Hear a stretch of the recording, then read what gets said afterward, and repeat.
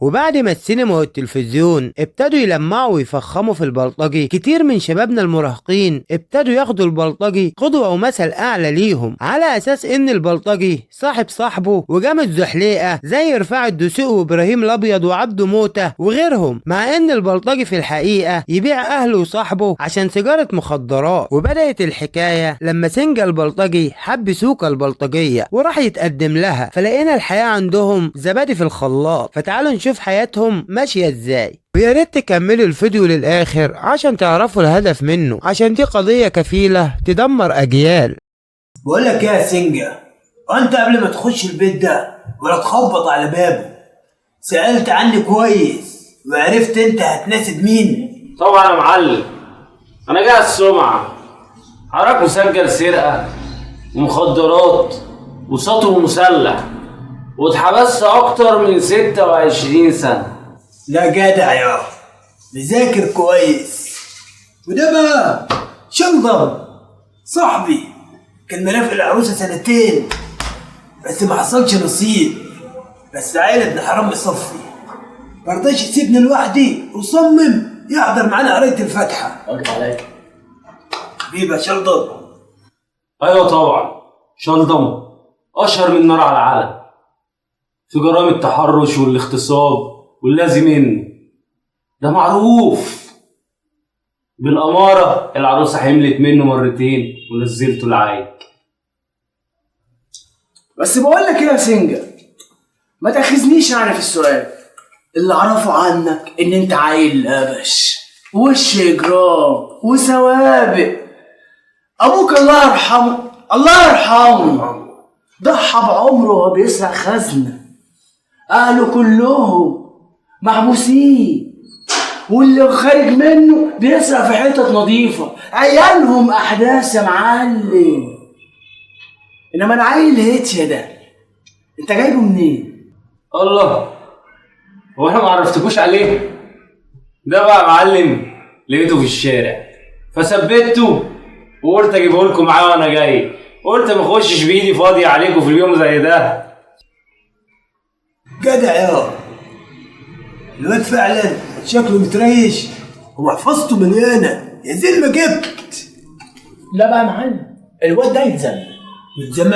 يلزمك ازاي؟ هي بنتك اللي هتتجوز ولا بنت انا؟ لا بنتك انت اللي هتتجوز، بس انا قاعد معاك يبقى لازم اطلع بمصلحه. تطلع بمصلحه من ورا فرح بنت انا؟ اقعد شلضم فيها شلضم. ايه يا شباب بترفع السكينه عليها يا شباب؟ طب وربنا ما في حد هيفتش الواد ده غيري. طب وربنا انا اللي هفتشه. طب يا ما صحش كده يا جدعان. بقول لك ايه، عايزك انت احسن ما افضي كرشك. اقعد يا شلضم اقعد يا شلضم. هقعد اشوف في ايه؟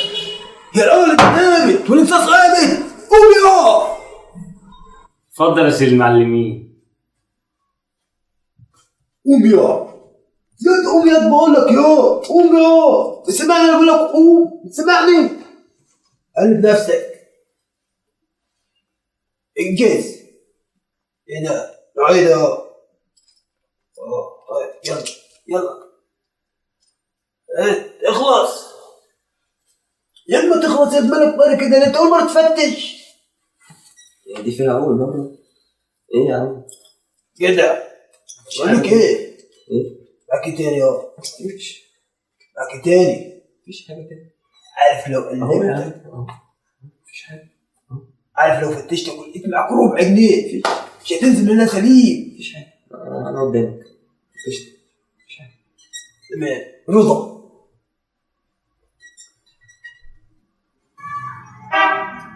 نرجع بقى للمهم ونتفق على التفاصيل. هتجيب ايه دي يا هاد؟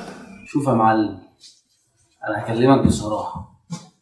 انا من ساعه ما عرفت بنتك سوكه وهي دخلت قلبي وحسيت ان هي من نصيبي، وعشان كده امنت الدهب. وفي واحده ساكنه على اول شارعنا لابسه 4 هوايش وحلق وختمين، تديني الاشاره وتديني الاوكي اسرقهم منها واجيبهم لك تحت رجلك. 4 غوايش بس؟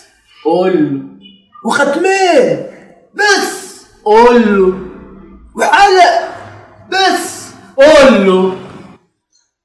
معلم الحكومة مفتحة عينيها أول يومين دول، والدنيا صعبة وأنت سيدي العارفين. أنا عايزك تتهاوب معايا شوية. تهاود؟ طب انت ايه رايك يا شلضم؟ ولا شوف انا عندي كلمة حق وعايز اقولها، قول يحاسبني عليها ربنا سبحانه وتعالى. قول يا اخويا قول. الانسة سوكا. ثانية واحدة بس، معلش أنا آسف ومقاطع حضرتك، بس أنسة إزاي؟ أنت كنت مرفيها سنتين. مدام سوكا. يا جماعة ثواني، مدام إحنا لسه جايين نقف في الحتة، هي لسه ما بقتش مدام. سوكا بنت المعلم شوبها قبل ما كانت بتبقى مرافقاني انا كانت مرافقة 5 6 غيري. امها قبل ما تدفش مع العيل اللي مشيت معاه كانت مرافقة نص المنطقة. يعني انت هتاخد واحدة اصيلة مؤصلة خبرة بنت خبرة، فالدعم اللي انت هتتكلم فيه ده بصراحة قليل قوي وما يلزمناش. صدق اول مره تقول كلام موزون يا شلضم. تلميذك يا معلم. الكلام ده صح، انت عيل خرع وما تلزمناش.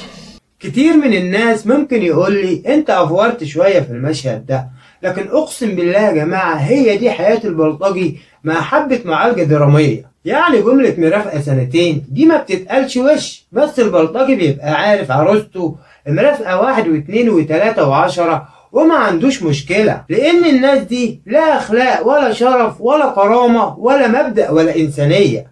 فمن العيب ان السينما تقدم لنا البلطجي بطل فيلم كامل وتموته في اخر ثواني، والمخرج يقول لك انا موتته عشان اوريك نهاية البلطجي.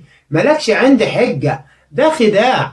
حتى الطريقة اللي بيموتوه بيها بتبقى طريقة عاطفية عشان البلطجي يفضل عايش في ذهن وذاكرة الجمهور. واكيد كلكم سمعتوا عن اخر بلطجي طلع على السوشيال ميديا وكان يعوج بقه ويقول لك انا ثابت على المبدأ، وفي الاخر اتقبض عليه في قضية خطف وسرقة بالاكراه. فمن العيب ان السينما تلمع البلطجي، ومن العيب ان شبابنا يقتدوا بالبلطجي وياخدوه مثل اعلى ليهم. البلطجي ما بيقعدش مع صاحبه غير عشان يطلع بمصلحة. لا بنتك انت اللي هتتجوز، بس انا قاعد معاك يبقى لازم اطلع بمصلحة. يعني صاحب صاحبه والرجولة والجدعنة ده كله شغل سينما، والشغل ده كفيل انه يدمر اجيال واجيال. وفي الاخير انا بشكر فريق العمل احمد السيد وعماد زين واسماعيل النقاش، وبشكركم على المشاهدة، واتمنى تشيروا البلطجي الحقيقي اللي مش متلمع. يا ريت تشاركونا برأيكم لان رأيكم يهمنا وهيفيد ناس كتير، وتعملوا لنا متابعة. وسلام.